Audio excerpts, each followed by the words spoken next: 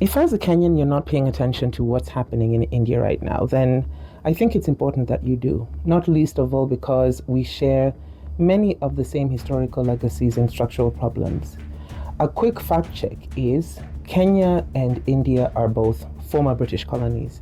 We inherited legislative and judicial traditions from the British that have been modified over decades, more or less, to fit our local context. And both countries must actively manage deep ethnic diversity within our borders, which occasionally sparks intense tribal clashes and flare ups. Only in India, the ancient caste system further complicates matters. And crucially, both countries also have massive youth populations, and the youth in both nations are actively rallying against their governments for systemic changes prompted by staggering astronomical unemployment. But things came to a head in India recently.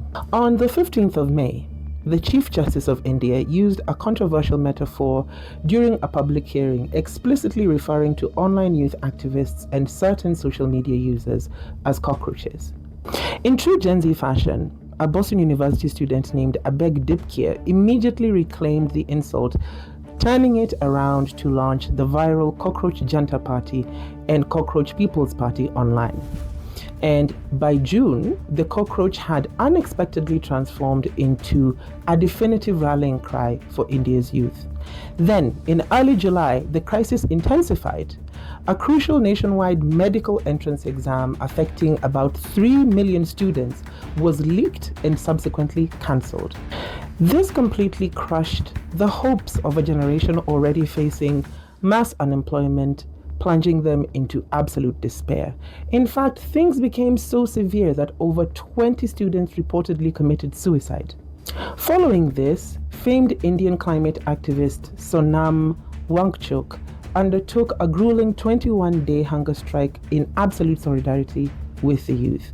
The state intervened, and on the 25th of July, police forces stepped in and forcibly relocated him to a government hospital. By the 27th of July, full-scale violence erupted on the streets of New Delhi.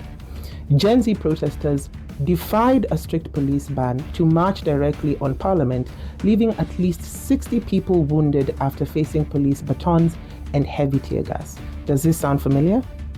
Now, cut straight to Kenya, where on the 21st of July, during a community empowerment event, of all places, in Lafay constituency, Mandera, Health Cabinet Secretary Adan Duale delivered a highly loaded Somali proverb.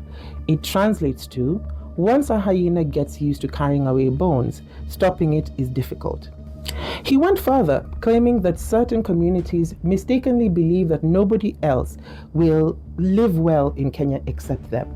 By the 24th of July, Duale was officially summoned by the National Cohesion and Integration Commission as part of an active investigation on ethnic profiling. Duale defended his remarks and insisted he would completely refuse to appear before the commission and claimed he was widely misquoted. In fact, the very next day, on the 25th of July, Duale doubled down during a public speech in Mandera, openly asserting that he would absolutely not apologize. The political backlash was instantaneous. On July the 27th, Victor Njero, the chairman of Jukwaa la Mlima Kenya, held an emergency press conference demanding Duale's immediate resignation. Which brings us roundly to today, the 30th of July, where advocates Lempaso Yanka and Getahi Geshohe have officially filed a constitutional petition in the High Court to declare Duale completely unfit to hold public office.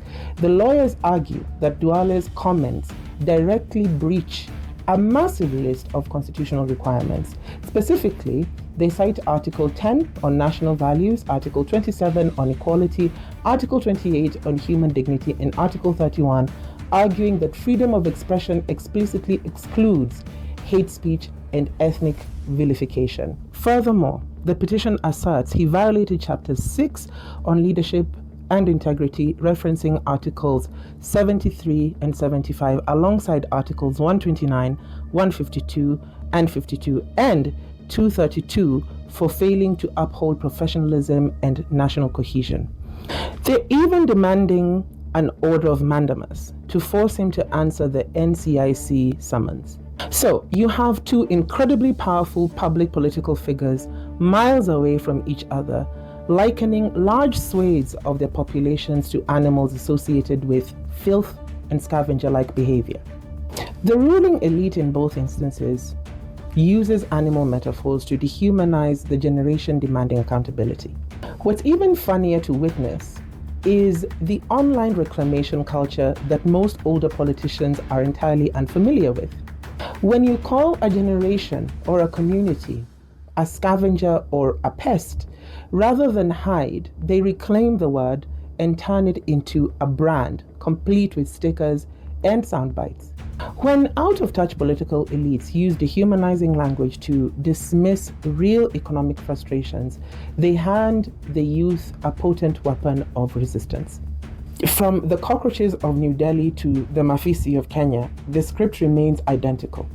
The big question now is whether our courts will enforce accountability, or if this digital reclamation will trigger a much larger political revolution before 2027. And no matter how the court rules, the message is very clear. The real battle for 2027 supremacy is playing out on our timelines as we speak. These divisive words by politicians in both countries have now turned into a galvanizing force for both countries' populations. And I have a feeling that it's the political old heads who will be the last to realize just how effective their rhetoric intended for division is ultimately used as a unifier.